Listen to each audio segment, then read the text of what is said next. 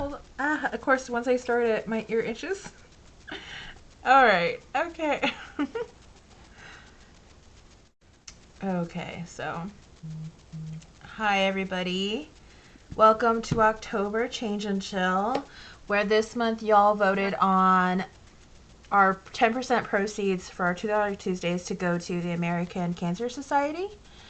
And like usual, we'll donate those at the end of the stream.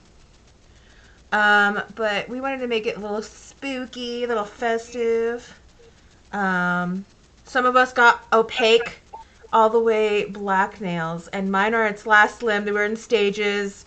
Drew's like midway, and like T's full on beautiful black nails. Um, Lucas is over there with his spooky lighting. Um, yeah, I wish I had a candle because then I'd light like I don't know. I couldn't Ooh. find my A Nightmare Before Christmas Scentsy warmer. I thought that would have been cute, but I couldn't find it. Okay, so this stream in particular, I think we decided on like scary stories to tell and whatnot. I may or may not tell a couple of my ghost experiences, my paranormal experiences I've had, which were really scary. But who wants to go first? I'm a terrible storyteller, so not me. I mean, I feel like we could go just in some kind of order. Maybe Drew will be ready to present. Oh, I also got me like code red. Oh, she's So, getting the big mic out. oh, Here the she big mic, goes. the big kahuna. Getting into the zone. I was echoing a little bit, so I was like, let's see if this fixes it. Oh, let me move Let's this see if over I here. can get this mic to work. Oy. It just literally came disconnected, so. Oh no. All right, can we hear me? Do I sound okay? Yeah. Sound great. Perfect. All right, we're hearing going to you. pull this into frame. And now I can hear you guys because I'm not on the crappy little customer service microphone I was on earlier. Oh my god. Okay, so yeah, I can start with ghost stories if you guys want me to. Yes, please. Absolutely. All right, so I absolutely love spooky season. I've always been obsessed with the paranormal, to the point where I had my own paranormal investigation group.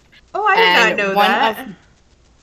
Yeah, my husband and I had a paranormal investigation group called Para SC, here out of Greenville in South Carolina, like back in 2000, from 2006 to 2008. But even before that, I was way into the paranormal. So when I was 17, 18, we went to Charleston, down next to the coast, and me and my friend Candy, we decided to do a ghost tour. And it was my first ever ghost tour, but I had heard ghost stories my entire life about Charleston. I was obsessed. So what the ghost tours do is they take you around the city and tell you all these different ghost stories, and a lot of them I had already heard, knew about, had immense knowledge about. That's always the gag. Is if you're in it, the know, you just know it. So this one particular one stopped at a place called Washington Square, which is right across from the courthouse. And the story they told was my favorite story. It's about America's first female serial killer, Lavinia Fisher. The story goes Lavinia and her husband owned an inn outside of Charleston called the 6 Mile Inn. After a while, people started to disappear on their way into Charleston. One night, a man decided to stay at the inn, but he had this hinky feeling that something wasn't right. So Lavinia offered him a glass of tea. He refused and decided to go to bed.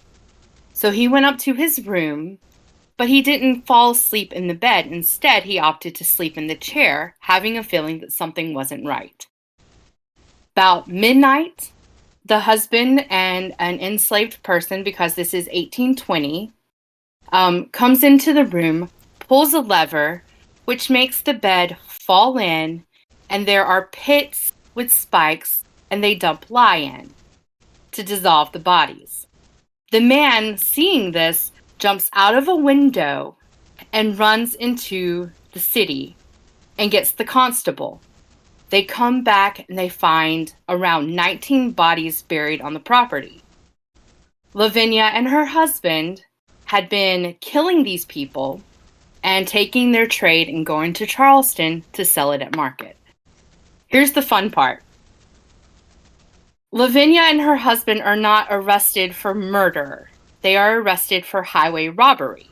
And I have a copy of the article written from the February 19th, 1820 newspaper from Charleston that has this listed.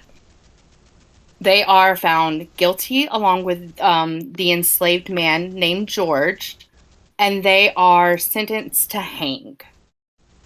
They're telling us this story across from the courthouse in Charleston in like 2004. This is when this was that we're hearing the story. As he is talking about this, I cannot breathe. I feel something tighten around my neck. Lavinia and her husband were kept at the Old City Jail, which is an amazing place. I've done an investigation there. It is awesome. And they are paraded from the Old City Jail to the courthouse. From the courthouse down the street, which is right across from where we're sitting. We're sitting across from the courthouse. Down the street to the gallows. Her husband is hung first. And she is there in her wedding dress because it is said that any woman who is proposed to on the gallows will be exonerated, let go. If you're proposed to, you get off free. So she's under the impression that by wearing her wedding dress, by looking beautiful, she's going to get to the gallows. Some man is going to see her and go, she's the most beautiful thing I've ever seen, which is, in accordance to tradition, she's very beautiful. When she realizes this isn't going to happen, she looks out at the crowd and she says, "If anyone has a message for the devil, give it to me now, for I'm about to meet him." Then she takes a couple steps back, gets a running start, and jumps off the gallows. And as our tour guide is saying that is when I feel that tightening around my throat. And I look up at the courthouse and I see a woman in white.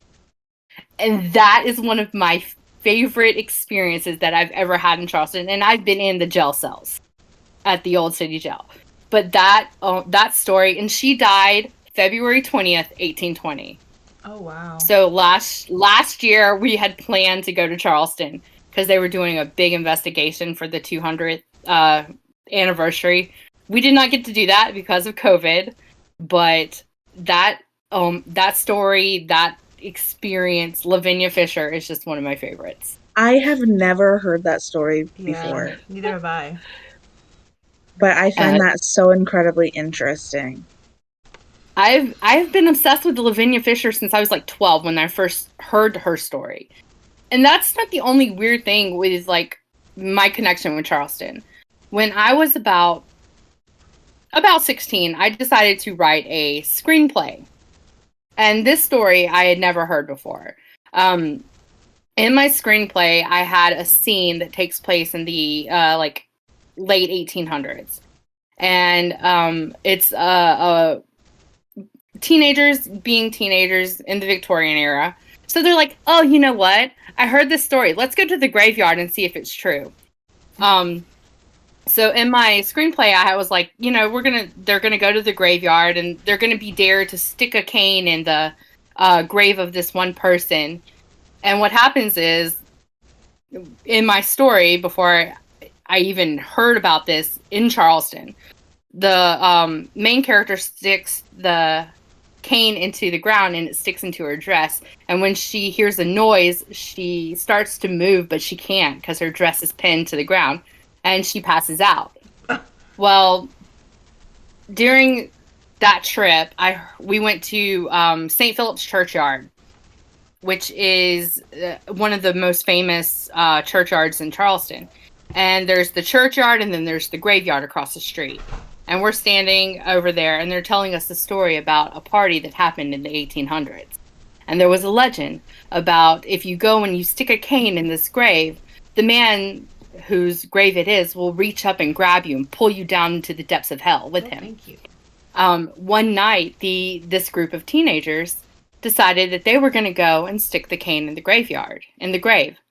A girl stuck the cane in the grave. It caught her dress.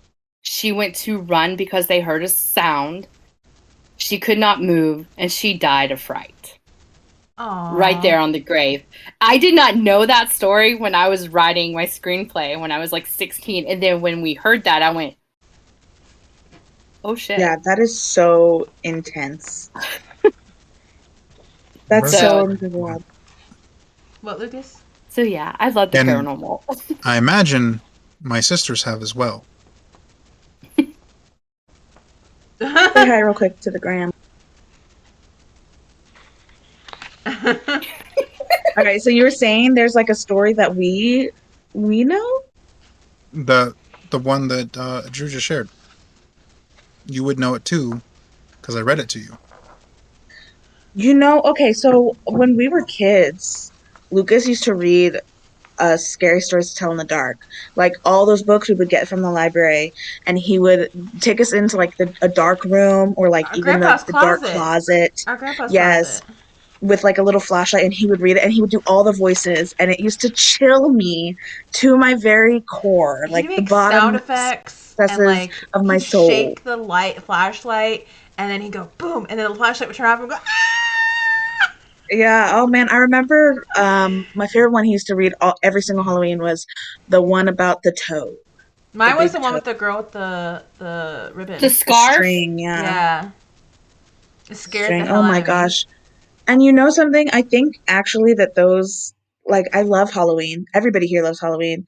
But I feel like it really like became a part of my life because I had an older sibling who was like willing to create those traditions with me. Everyone else that I knew, like in school, all of their older siblings would like spend that day with their friends and off drinking and whatever. Mhm. So it was always just like very like segregatory, for lack of a better word. It was always just like separate. It was like this is over here and like the younger siblings are doing trick-or-treating. And even like in movies too, like in Hocus Pocus, Max really, really does not want to spend the Halloween taking He's Danny like, trick-or-treating. fuck you, Lucas Danny. was never like that with us. There was one year Lucas No. didn't take us trick-or-treating, and that was because he went with his best friend. But I mean, Ruben, every other wasn't year it? it was like, we're gonna listen to some scary stories, we're gonna watch a spooky movie, we're gonna go trick-or-treating, we're gonna check all of our candy together, and it was like a big thing. And Yeah. it's funny because I used to work at an oddities shop in Arden, Delaware. It's called Oddporium. You should check it out if you're ever in the tri-state area, Philadelphia. And we would have so many interesting people come in, interesting experiences. And it would be like drunk people, but it would also be people from like out of state who have traveled like all the way from Ohio to Philadelphia to come and tell us what they've experienced and show us some stuff, which was awesome. And the owners of that store are friends with the man who now owns Pennhurst, which is a world famous Pennsylvania asylum, which was the focus of a documentary in the 70s that really unearthed all of the terrible treatment of patients in the asylums and hospitals across the United States. And so we would see like how they left that hospital. We would visit the hospital and help clean up and find like patient records and nurse logs and stuff. And Drew can vouch for this. She helped me do so much research. We had found this patient record for this man named George. I won't give his last name because I want to be able to protect his family's privacy, obviously. But he was we call him Sweet George, and he really was. I mean, his entire record was just notes like about him being very docile, for lack of a better word, very kindly. The staff really liked him, but he did ultimately get sick a lot. He had, for those who maybe don't know, and this is like pretty dark, but a lot of those patients were mistreated by doctors or certain nursing staff. And you could tell that George, unfortunately, had suffered some of that because he was constantly getting pneumonia, constantly getting ill from the poor living conditions. And he would also get lacerations. He would be hospitalized in the patient wing for lacerations across his back, his legs, his hands. When he first arrived in the hospital, he was 12 years old. He was dropped off by a woman who was claiming to be his mother, who was, what's the word I'm looking for? Registering him to live at the hospital and be resident. And at that time, he had worked as a cobbler as a boy, and he was missing 2 of his fingers on his right hand. And so when they put him in, they actually took the rest of his fingers to make it uniform. What? And they That's tested, wild. so they didn't test him cognitively. His mother who registered him, who we found out later on was actually his aunt. His mother had died when he was a baby. So this was his aunt pretending to be his mother to get him into the hospital. And we found out later on through our research that when she had done all his inpatient paperwork, she told them that he was very unintelligent, that he had a lot of delays, developmental delays, and he was very off-putting to people. He was very, very tall for his age. By the time he was an adult, he was about 6'9" to 6'11". Wow. So he was extremely, extremely tall, very off-putting to people, made lots of people uncomfortable, and she said that he had all of these developmental delays and intelligence delays. And so they just did his patient paperwork, took him in as a resident, and put him into his own private room on the ward. But all of the nursing staff noted that he did a really great job taking care of himself. Sometimes they didn't understand why he was a patient. He liked to make his own breakfast. He liked to read the paper in the morning and do the crossword. He liked to get dressed up every single day. This is, I think it was like 1919 or 1912 when he first went in. And so he was just, he loved to get dressed up in his suit. He took care of his suit by himself. He used the restroom by himself. He took care of himself. And you think about that compared to a lot of the patients who were submitted because their families genuinely needed help to take care of their family member. These are people who generally aren't able to take care of themselves, either because of mental decognition or just because they have general issues with their bodies or disabilities. So to have, patients like that who really need a lot of intervention in their care versus someone like George, who on record is just like this 12-year-old kid who takes care of himself and is growing up in this hospital environment. He really only got in trouble on record twice the entire time he was there. Once because he gave $5 to another patient, and you weren't supposed to do that. And then he got caught smoking when he was a teenager outside of his room, which was a big no-no. Those were the only 2 times he got in trouble, and everything else was just, him trying to be helpful and just living his life on the ward. And then we ended up finding out that he was writing letters to a family member who was not in the hospital, and they were writing letters back and forth. We found letters for him that were not a part of his patient record. We actually found them behind a radiator on one of the nursing stations. They had stuffed a whole lot of mail behind the radiator for whatever reason. I don't know if the nurses put it there. I can't imagine they would. Because that's really dangerous and a fire hazard. But at the same time, it's like we don't know how they got there. But what we do know is that sorting through all that mail, there were letters for George, among them from this person who he was communicating with outside of the hospital. And they were basically just urging him to seek legal counsel because of some of the treatment he was getting from within the hospital. And he ended up doing that. There's public record where he sued the hospital, which was a state hospital. And so it went before a district county judge, and they ruled that his treatment was unfair, and they wanted him removed from that hospital into a different state hospital in Philadelphia, which ended up happening. And unfortunately, George passed away 3 months after moving to this new hospital. He died of myocarditis, which is a heart infection in the lining of the heart. And they think that it happened because he had had pneumonia so many times in his life. Oh, wow. That the infection had spread into his heart lining and they just didn't know it. But what's interesting to me is that during that whole lawsuit process, they had a social worker come in to talk to him. They gave him a test for his cognitive abilities to see if he really did have cognitive disabilities. And they found out. So the social worker Of course, back then they didn't have computers or laptops or tablets. So it really was whatever test the social worker had on them. And they had up to year 10 of in schooling education for children. And he passed all of them all the way through year 10. Oh, wow. So they really questioned if he ever had cognitive disabilities at all. This is a kid, a man who grew up in the hospital doing the crossword and solving puzzles. And he worked a job within the hospital that they paid him, a few cents per hour to do. And, they even wrote in his record, like, he can be trained for any job. He's a very hard worker. He likes to be skilled in labor.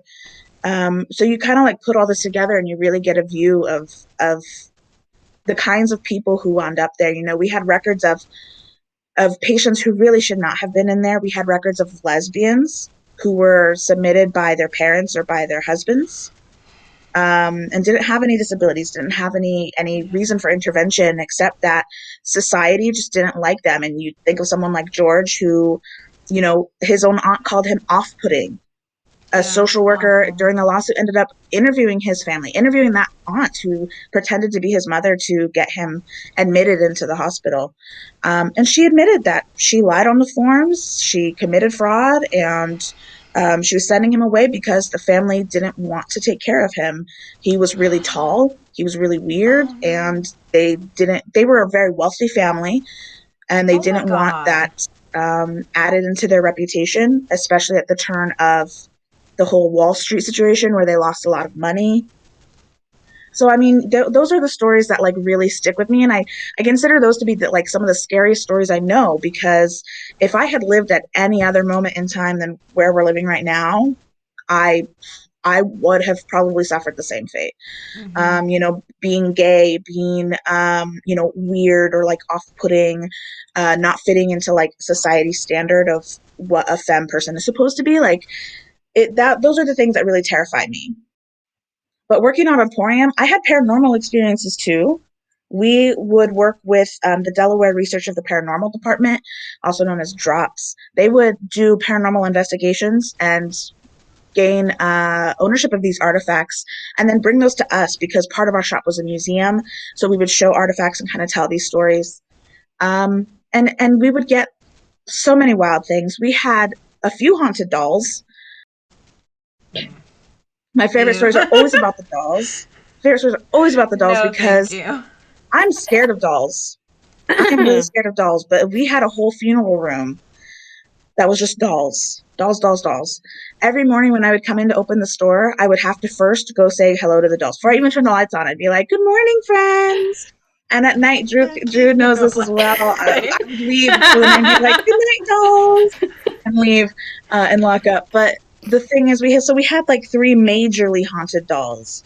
We had a porcelain doll, and she was like very Elizabethan, made of porcelain. She had been given as a gift to a little girl from an estate sale, I believe. And the doll, she kept sleeping with the doll in bed. So the mom, she told us that she didn't want her daughter to break it, so she would remove the doll, put her on the shelf when she put her daughter to bed or whatever. And was like, don't take your doll down. Like, it's a collectible. And in the morning, every morning, she would go to wake up her daughter for school, and the doll would be there in her bed. And so she thought her daughter was like misbehaving, so she took the doll and put it up in her own closet, on the top shelf in her own closet, so that her daughter couldn't get it anymore. And still, she would wake up in the morning, go wake up her daughter, and the doll would be in her bed with her. And it really scared her. So she brought it to Drops. Drops did a whole investigation on it and did find a lot of activity, specifically in the lines of like EMF and electromagnetic field readings, and decided that it probably was best to not give the doll back to the mom. So she donated it to Drops.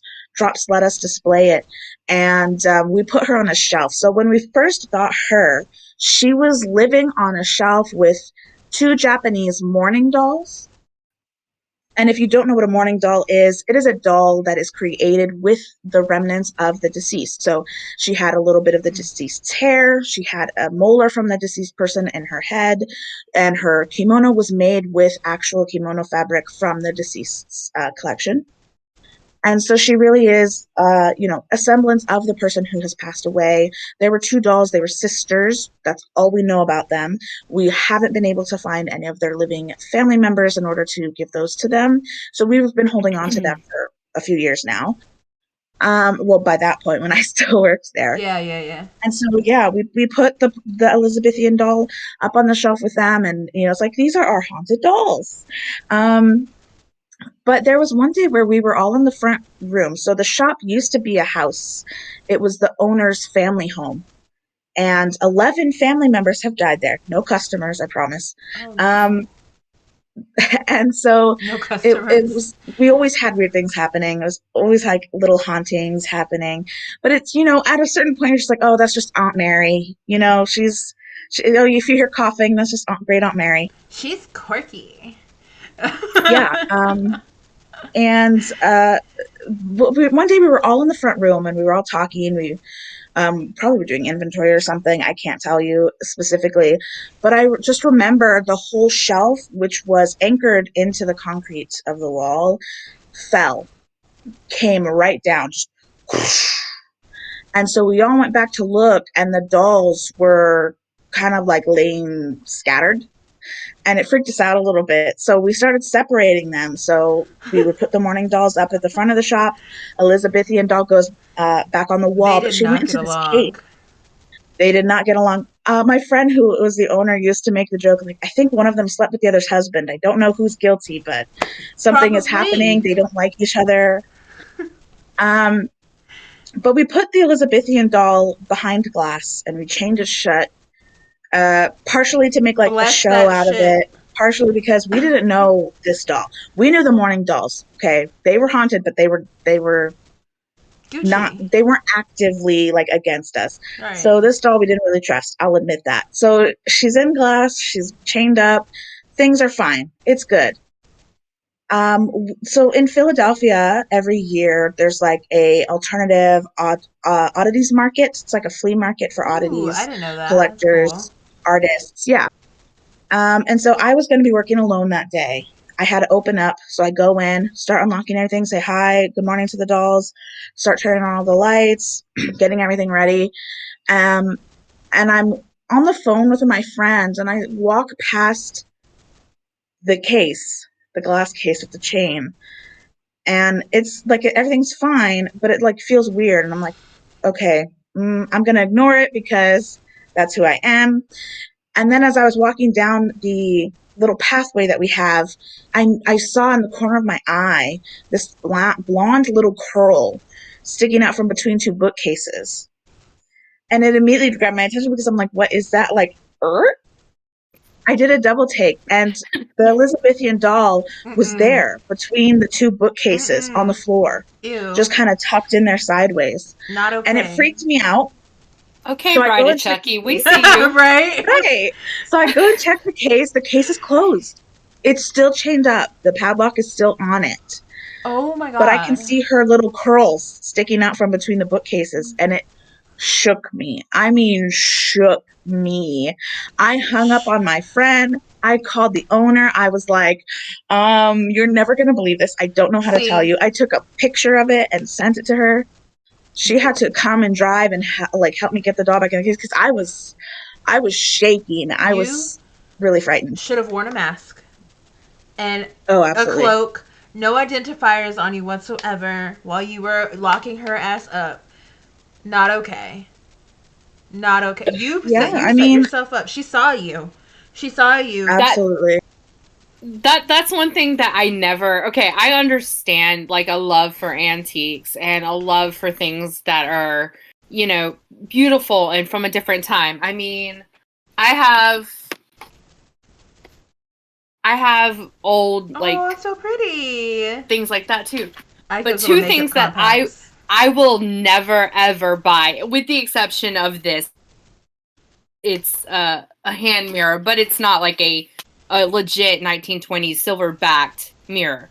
Yeah. I will not buy dolls, and I will not buy mirrors. Yeah. From any estate sale, antique store, any place like that, because they... Not okay. Oh, I mean, they're just easy vessels. retain energy. Yeah, they're just easy vessels. The chat says, not okay. Not okay. And those mourning dolls, those Japanese mourning dolls, one of them in particular was very aggressive. I mean, you can Google it. She has a reputation. Articles have been written about her because she is violent. She doesn't like people. She turns away from people. We had her in a little wood case with a little like glass dome, and we made a notch. So the owner made a notch in the wood platform that she stands on, and we would measure her at the end of every month and have to turn her back around because she does turn on Yee. people. Mm-mm. And we would put flowers up on top of the dome, Man. and they would like wilt after 3 days. And be entirely like dried, Sucking and out their it life was like very essence. energy sucking. Yeah, and she came to us because Drops did an investigation for this. So this man had again bought the sisters at like an estate sale, used them as decor, and then put them up in the attic for a while, and then started having these really horrific, terrible nightmares about the dolls. And so he took them down from storage and was going to sell them off and get rid of them. But he had a series of unfortunate events, no pun intended, happen in his life after he brought them down from the attic. And he really started to gain animosity towards them. He really felt like the center of all of his life's issues and dilemmas were because of the dolls being in his life. And there was one night where he got into an argument with the doll and was cursing her out, calling her names, all of these things. And he blacked out. His wife took him to the hospital and reported that he was screaming at her, stopped screaming, turned around, and jumped out of the second-story window. Oh. And he wound up in the hospital for a week. Oh, he didn't After die? that, they were transferred to someone else, who also like had a series of unfortunate events, no pun intended, really started to gain animosity towards the doll, started arguing with the doll, and blacked out and wound up in the hospital blind because she poured chemicals into her eyes. Oh my god. Yeah, so at that point, it's so violent and so aggressive. Drops obviously did not want to keep it with people who were very vulnerable or susceptible. They wanted to keep it locked up, if you will. And so we had her in the shop, and we didn't have any issues on that nature, like no series of unfortunate events or anything like that. But I also think it really comes to like the energy of you in your treatment towards an item. I mean, a lot of those things, whether you believe that they're haunted or not, you definitely need to approach with a certain level of respect. I always try to think of it as like, if this were me, right? Like, if you believe in any sense of the afterlife or any sense of like life after death, how would you want to be treated? How would you want other people to treat you and take care of you? And that's really Right. where we try to approach our care of these items is, like putting flowers on her and giving her fresh flowers and, making sure that she feels safe and she feels secure. And making sure people know as well, like, please don't touch her. Don't get in her face. Just treat her as you want to be treated. And it's okay to look, but like, don't tap the glass and like touch and put your face up to the glass.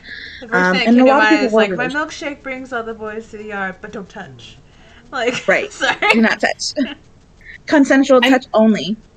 It's also like a reverence thing. Like you want to show reverence to these items, especially like mourning dolls, because they do include human remains. Yes. And in a lot of cultures, that signifies that is now a part. That person is now a part of that.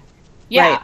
So you want to show reverence and you want to show respect because, I mean, even if you don't believe in the the paranormal stuff, you never know. Yeah. I mean, it's a respect thing. You would want that to treat them the way that you would want your family members, plot or grave treated. You wouldn't want to, see people graffiti it or leave trash all over it. Right. So that's how you have to look at things like that. At least that's my opinion. Right. Absolutely. Lucas, what's your spooky story? Spooky, scary skeletons. Send shivers down your spine. So I don't have anything. That being said, I did pull up a few stories to read. But before I get to Ooh. those, I'd actually like Audie to share one of her encounters. Man. Okay. Okay.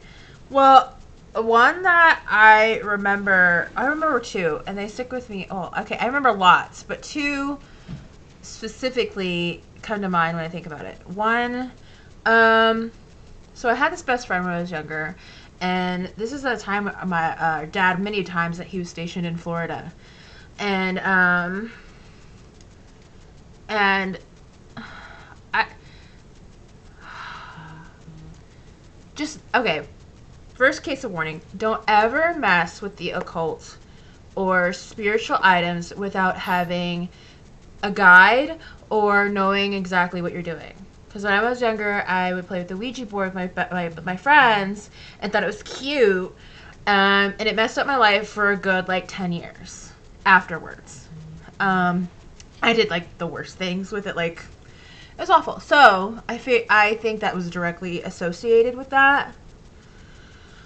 My experiences. But at the time, my best friend at the time was living with us. And he was staying in my room, and we were just laying in bed. I had this 4-post bed, and it was up against the window. We had really, really big windows. They were storm windows because Florida, hurricanes, such and such. You need whatever. So my head of my bed was against the window, and then the bed faced towards the door of my bedroom, and the closet was to my left. And then I had my stuff. I had my TV over there and whatnot. And me and him were just talking. We were chilling, and it was a clear night. There's no storms. Hurricane season hasn't even really come yet. It was still it wasn't even May yet. So we were chilling, just talking, and all of a sudden we started hearing the window shake, heavy winds shake. I was like, what's that? And he's like, I don't know. I'm like, okay. I was like, okay, well, it's whatever. It's just in our head, right? And we kept hearing it. And then all of a sudden there was this big, boom against the window. Loud boom. I was like, oh my God, Nikki. He's like, oh my fucking God. And so then I was like, you check. And he's like, you check. I think he checked. I was not gonna do it. He's like, there's no one out there, and we freaking out. So we're just huddled together, just freaking out, scared. And then the blanket started getting pulled underneath the bed. Okay, so we had dogs, but our dogs like to sleep with our parents. Okay? So there was no way of them being under there. I never kept anything under my bed because there was this thing that was, it's a whole deal. If you know, you know. I had a paranormal, I had a spirit under my bed. But anyways, and we were freaking out, so we were tugging the blankets, and we were trying to tug them underneath ourselves. But then we heard a boom across the room, and then a boom across the right side of the room, then the left side of the room, and the front of the room. And then we felt this big wind, you could feel this energy coming from our toes to our face, like this gust of wind in my room. I had no fans. I don't even think that place had ceiling fans, but even if it did, we did not have it on. And it boomed, and it went out the window, and you could hear the window vibrate. And then it went like that, and it was dead silent. It was so scary, and it got really eerily quiet. You usually hear crickets, cicadas in the summer. We heard nothing. And it was so quiet. And neither one of us wanted to get out of the bed. We were hiding under the covers like little children, holding each other's hands, just looking at each other wide-eyed. And I don't remember falling asleep. I fell asleep. I think I fell asleep with my eyes open. I'm not entirely sure. Ooh, I could never. God, even talking about it gives me goosebumps. My hair's sticking on end. But another story, and this was maybe a couple weeks after we played with the Ouija board, and then we decided not to do it anymore. This was the phase where we had a bat cave. It was in the garage. We were listening to Queen of the Damned record over and over again. So much that it skipped. It skipped on the bridge of House of Flies. So instead of being my God. Right. It would skip and speed up. So I was like, and we do and this. every time the bridge would hit, it's like, oh, remix.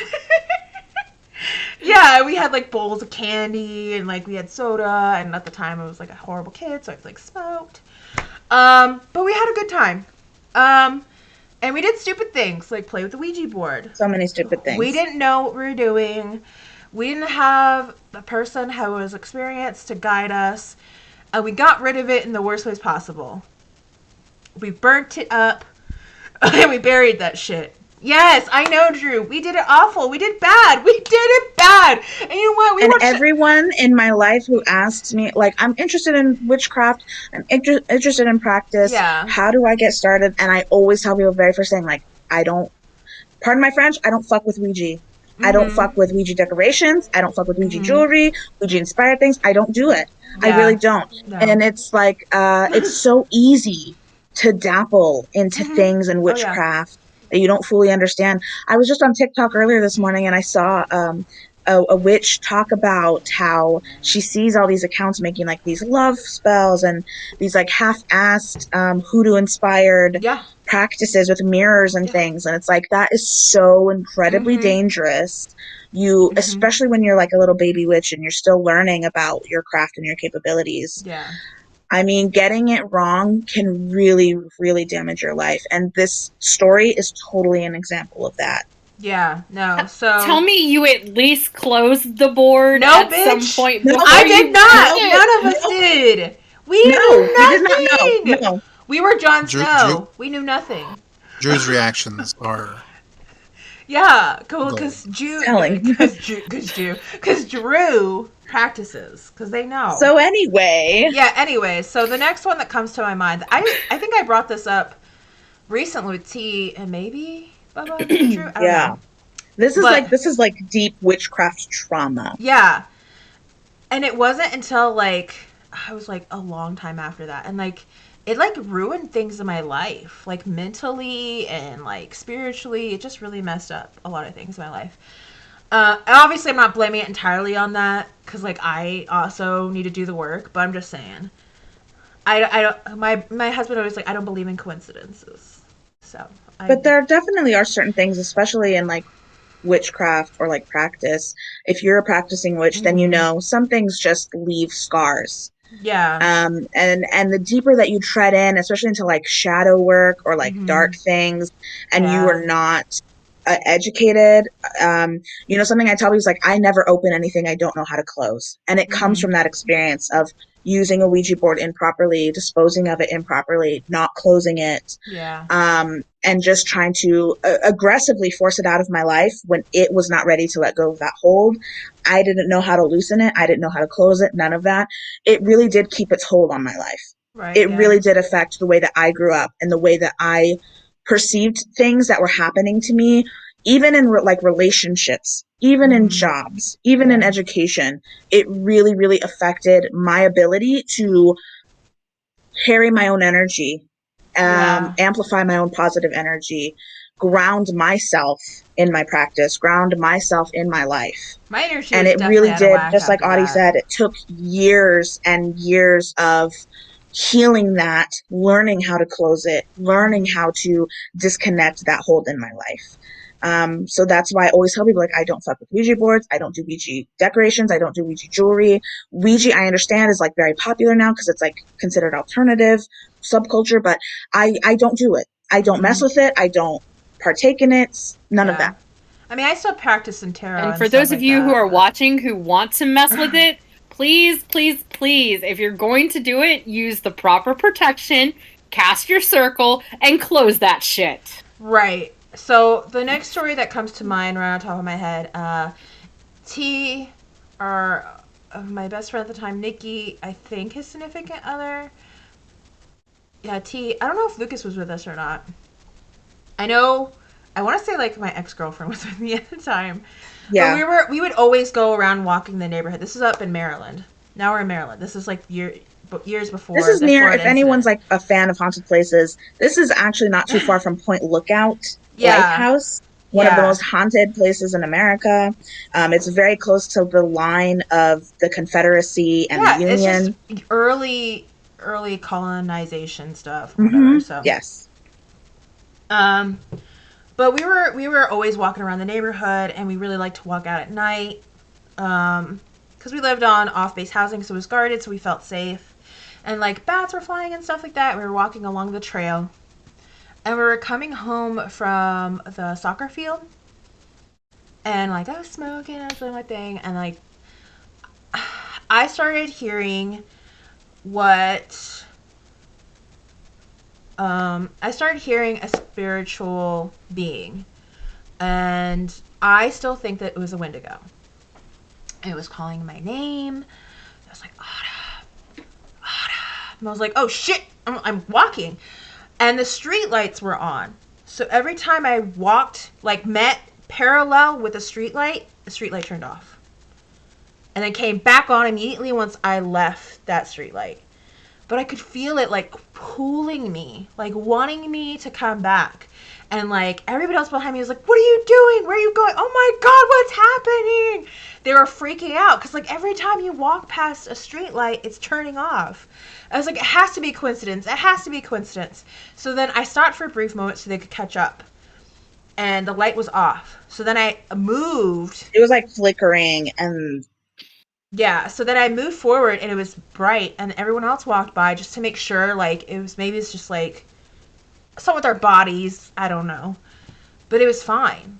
And then we all just ran home. We went to the Bat Cave, but like it was really, really scary. Really scary. Excuse me, really scary.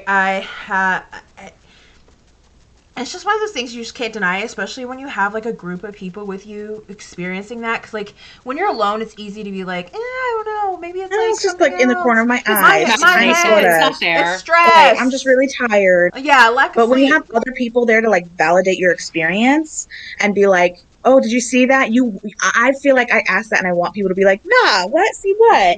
But every single time I've ever been like, did you see that? And they're like, hell yeah, I saw that. It's like, oh shit, why Yeah. did you say that? We could have just pretended and floated by. Like, No, but it's just Oh like my I could God. hear it, and like the closer I got home to like the threshold of my home, is more like a yelling scream, like really angry.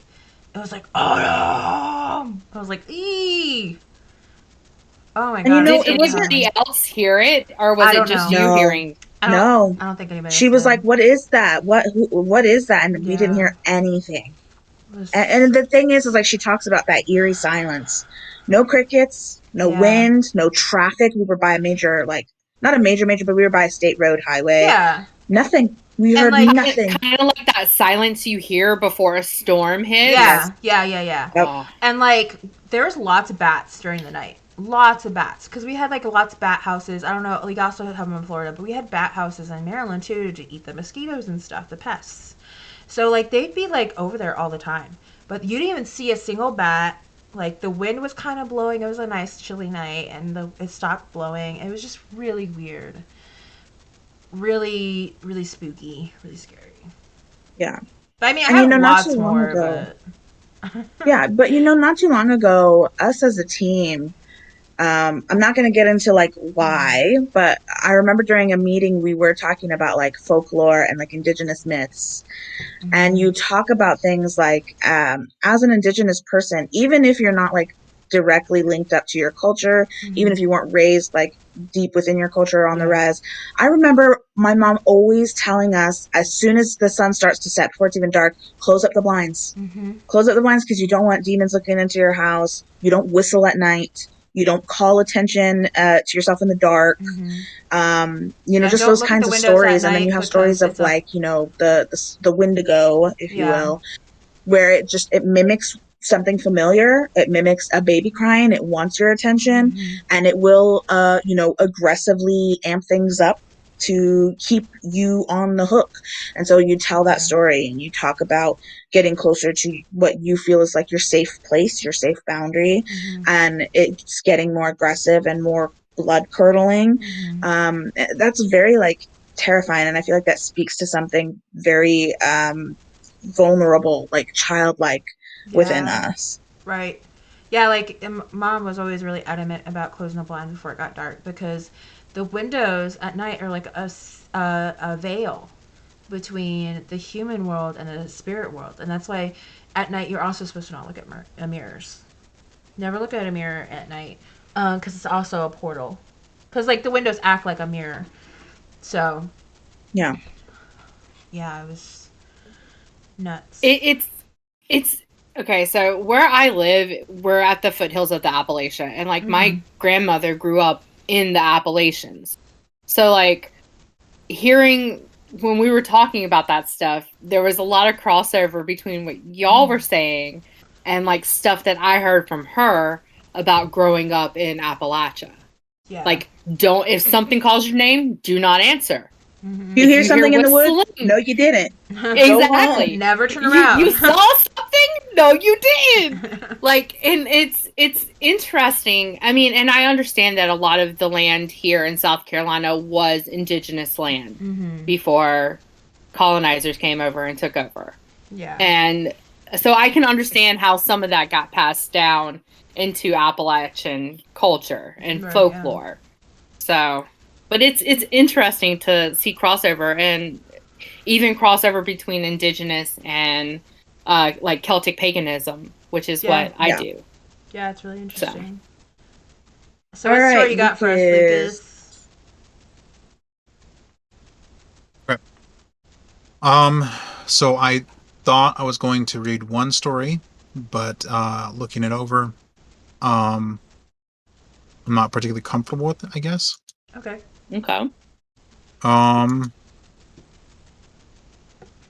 Just because I would like to tell a different story about this particular thing. Okie dokie. So I'm not beating around the bush. It was the Wendigo from Scary Stories to Tell in the Dark. Which does not feel very Wendigo.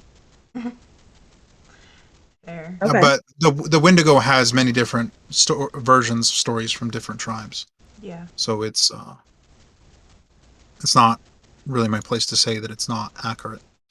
The other one, I thought about telling the story that Drew had told in the form that it takes in Scary Stories, but maybe later after the donation. Okay. So I will read one of my favorites from the first book. It's called The Thing. Ted Martin and Sam Miller were good friends. They spent a lot of time together. On this particular night, they were sitting on the fence near the post office, talking about one thing and another. There was a field of turnips across the road. Surprisingly, they saw something crawl out of the field and stand up.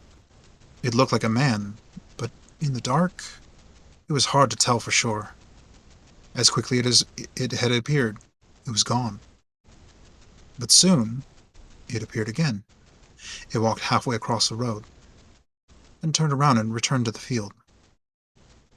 Then it came for a third time, and started toward them. By now, Ted and Sam were scared, and they started running. But when they finally stopped, they decided they were being silly and childish. They weren't so sure what had scared them, so they decided to go back and get a better look. Pretty soon, they saw it, for it was coming to meet them. It was wearing black pants, a white shirt, and black suspenders. Sam said, "I'm going to try to touch it. Then we'll know if it's real." He courageously walked up to it and peered into its face. It had bright, penetrating eyes that sunk deep into its head. It looked almost like a skeleton. Ted took one look and screamed, and again he and Sam ran, but the corpse-like figure followed them. When they got to Ted's house, they stood in the doorway and watched it, appalled. It stayed out in the road for a while, seeming to watch them in return. But once more, it vanished. No more than a year later, Ted grew horribly ill, and the sickness killed him.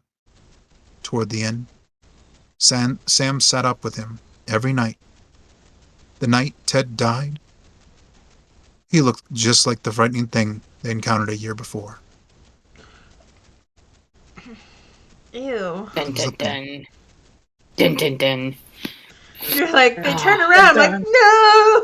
What did we just I say? didn't even touch it. We just told you. Don't turn back. Don't touch. Look, I don't have to be the fastest. I just gotta be faster than the person behind me, and there's always tripping. I will trip you. Dang. Drew. Cold-blooded. I'm a Slytherin. Man, I feel like there's a lot in that about, and maybe this is just the thanatologist in me. I feel like that's just a lot of Western perception of death and dying, like impending doom. Right. Don't I turn think, back. Never turn back. I think one of the reasons why I liked these books was because of the um, really bizarre illustrations by Stephen Gammell. Mm. I know that there was one. There was one that I saw that every time I opened up the page, it turned to this one girl's face, and I immediately would always close the book. But it looks like it may not have been in this first one. A lot of those illustrations were very off-putting. And actually, okay, I just watched the movie adaptation that they did, and I, there was I found it very enjoyable, but there was something about seeing some of those illustrations put to life, like through CGI or through prop, that was so incredibly off-putting and really like spoke to that, like we talk about like that child like core and like the recesses of your spirit. Because I have those memories of those of hearing those stories and being really terrified. Yeah. Lucas had a way, very, he had a way of making it really scary. Yeah. Remember when he was in like school and he was working with prosthetics and stuff, and he made us into zombies? Yes, I do remember. That Yep, was fun. that was really fun. Right. I think it's about time for that Don't donation. know. Okay, hold on. Let me pull it up. I was pulling it up when we were streaming, when we started, and then I like forgot to do it. Hold on a second.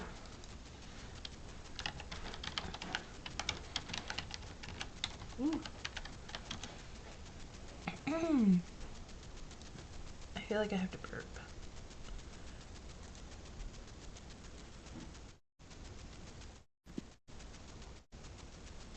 Okay. Shame.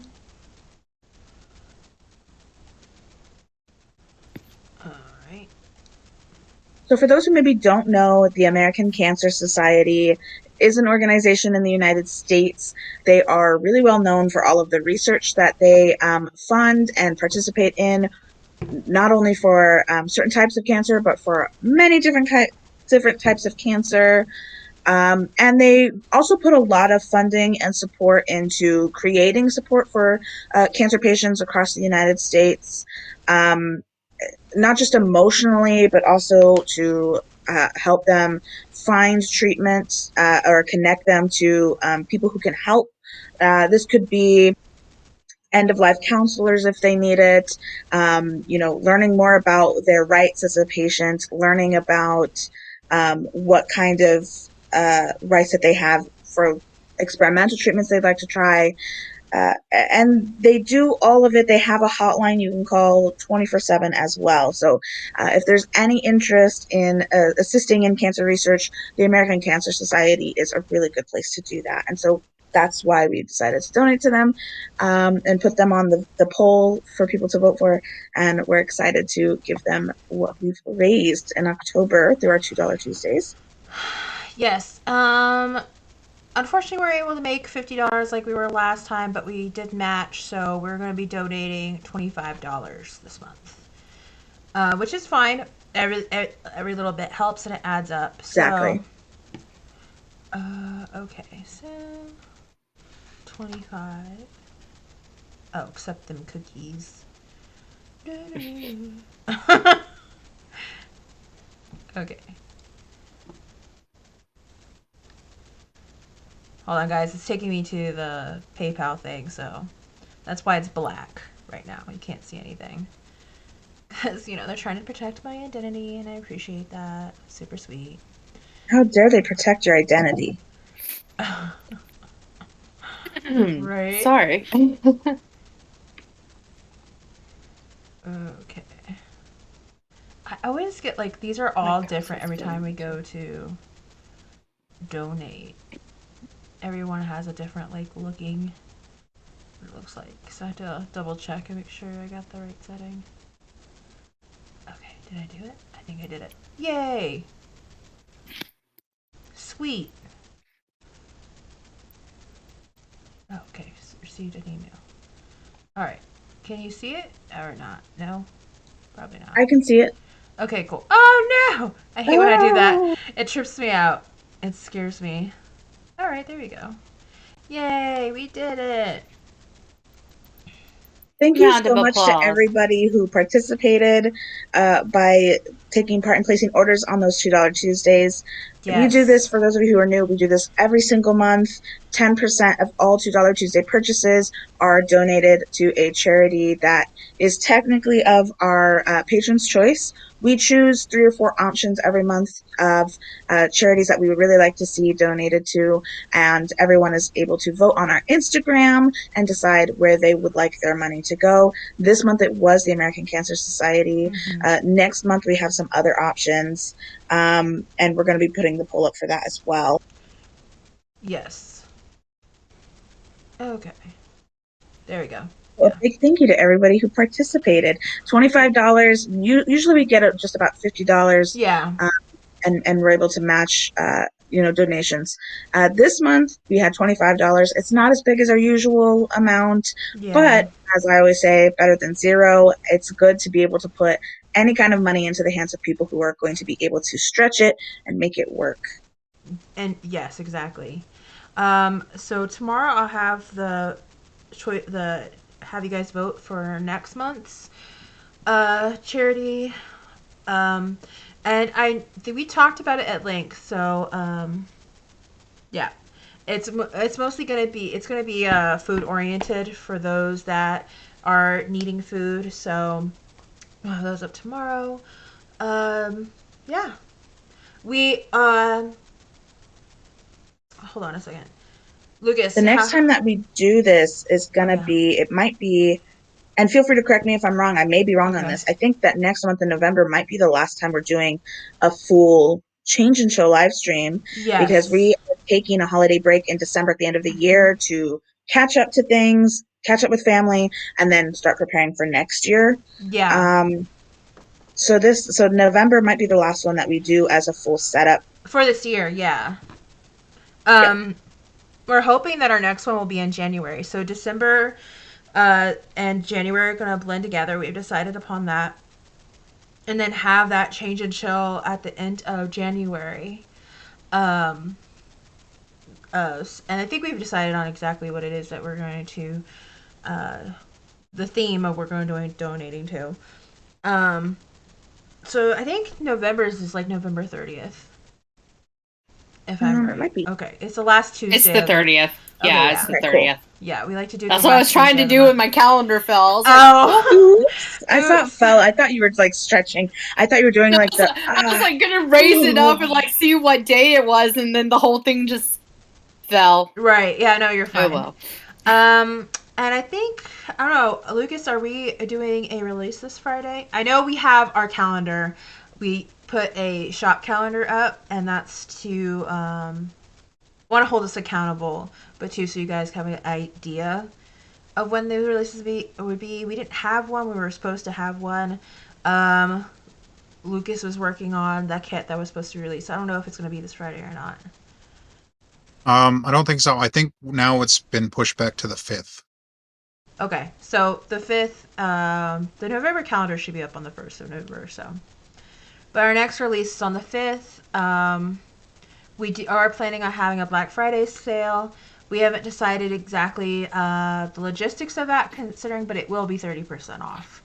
We just we don't know. want to make sure that people are getting a good value. We also want to make sure that we are able to break our bottom line. Right, yeah. So it's a fine line, but also I feel like the third thing on that is just making sure that we have things that we're excited about. I feel like anytime we approach releasing anything or doing anything, we spend a lot of time talking about like what would be the value of this to us as consumers. Mhm. Like we always want to make sure that we're providing something that is different, that is exclusive, that is exciting, that it does inspire creativity. Yeah. And so it's really a lot of it is making sure that our Black Friday sale is going to be providing all of that at a really, really good discount. Yeah, and we've decided on 30% for the entire shop. We just don't know how the duration of that sale is going to go. And then Lucas has vernissage of the court this Friday.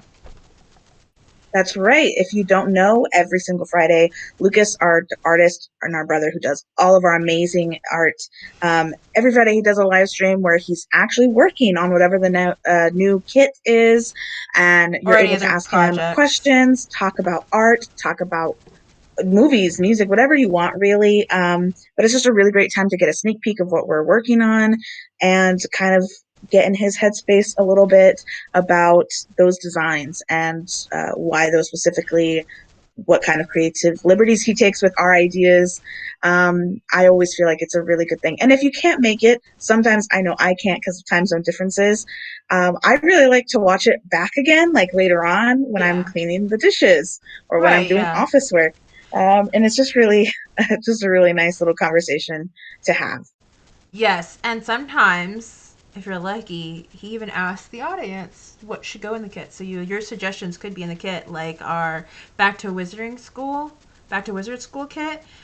He got some really good ideas, like a witch's hat, or I think it was like a wand and like some other stuff. So people were able to suggest and get their stuffs in the kit. So I think that's pretty cool.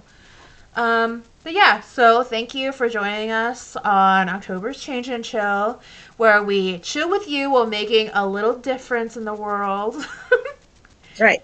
And I'm actually really, really curious. We spent this whole like hour and change talking about some of our paranormal experiences, some of the scary stories that we have heard or we enjoy, and what Halloween and spookiness traditions feel like for us. I am really curious. I always love to hear other people's stories. So if you have a spooky story or you have like a spooky tradition that you do with your family, feel free to share it. Share it in the comments on YouTube. You can share it on Instagram in the comments. We'll probably have a post about this. And you can also even DM it to us. That's fine too. I am really curious to hear about your traditions and your stories.